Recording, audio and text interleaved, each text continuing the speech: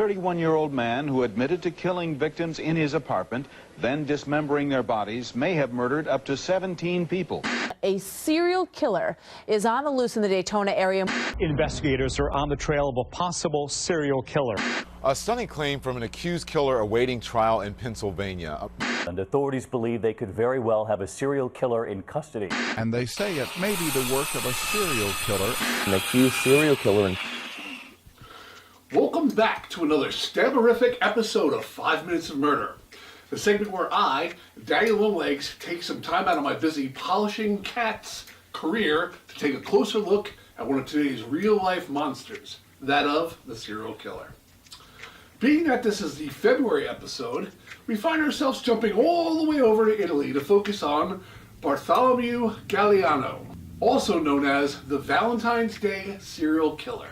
Born in 1958 right outside of Sicily, not much is known about his childhood or his family, other than Gagliano was a bad seed from the very start. In his early teens, he was already performing home invasions on a professional level while also extorting money from people, selling drugs, robbery, and of course his personal favorite, rape. But it wouldn't take long before things with Gagliano would accelerate. Then, in 1981, on Valentine's Day, Gagliano went out looking for a good time. What he came across, however, was a 29-year-old prostitute named Nair Rodriguez. Nair brought Gagliano to a secluded area to conduct her business, and just as they began, Gagliano picked up a large boulder and bashed in her face repeatedly. He kept bashing and bashing. Once she was finally dead, Gagliano fled the crime scene in a panic. Well, several people in the area witnessed this, which then led to his arrest. During his trial, Gagliano was found incapable of understanding what he had done and found not guilty on reason of insanity. He was, however, sentenced to 8 years at the Mobello Criminal Psychiatric Asylum for the Mentally Ill in Milan, Italy. Then, again in February 1983, just a few days shy of Valentine's Day, Gagliano would break out of his cell by chipping away at the cinder block wall. He didn't get far at all. Having to break into a local home to hide, he took the family living there hostage. But before he could do anything, before he could murder or do anything else, he was recaptured during a shootout with police.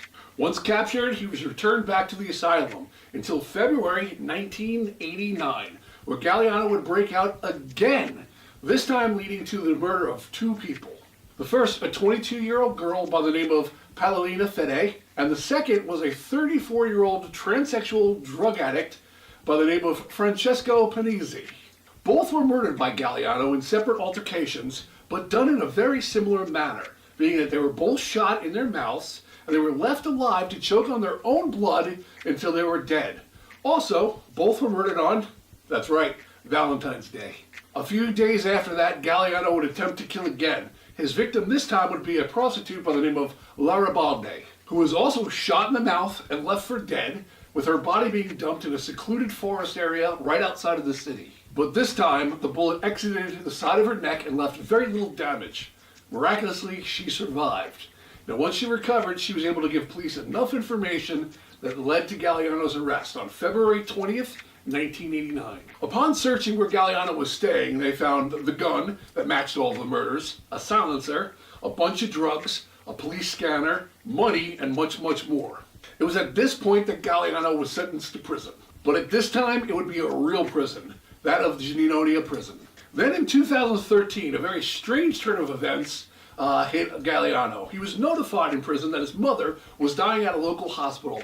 He requested the prison board that he be able to see her one last time. Now, due to a clerical mistake between the past prison officials and those in charge now, the current prison officials claimed they weren't aware of Gagliano's murderous past at all. They only had a record of him being a thief.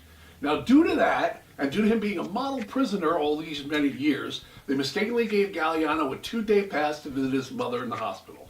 Once outside, Gagliano quickly hijacked a car. He kidnapped the driver and he forced him to drive to the Italian-French border. It was at this point, all of Italy launched a massive manhunt to find the serial killer. Due to a good description of the hijacked car and a license plate number, Gagliano was arrested 3 days later in France near the Italian border and returned back to his jail to serve out a sentence.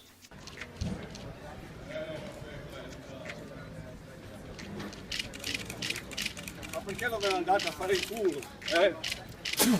Ah, fa il culo, pezzi di merda.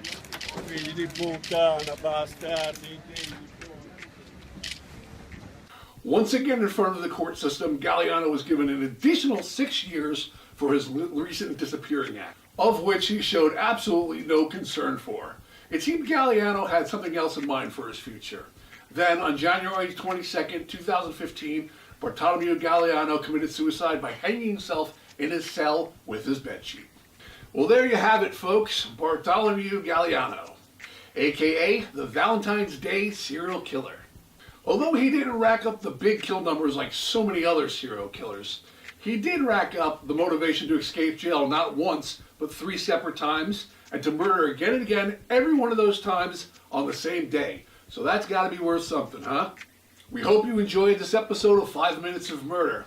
And as always, remember to lock your doors and windows, because you never know when it's going to be your 5 minutes that are up. Peace.